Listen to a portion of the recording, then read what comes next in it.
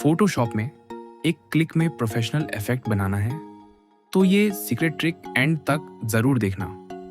सबसे पहले Photoshop open करो, फिर विंडो पर क्लिक करके एक्शंस पैनल ओपन करो। अब एक्शंस पैनल के टॉप राइट कॉर्नर में जो मेन्यू आइकन है उस पर क्लिक करो और लोड एक्शन सेलेक्ट करो। अब अपनी .atn एक्शन फाइल चूज करो और बूम, एक्शन फोटोशॉप में इंपोर्ट हो जाएगा।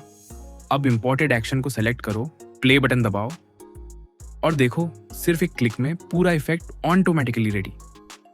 मतलब आवर्स का काम सिर्फ कुछ सेकंड्स में।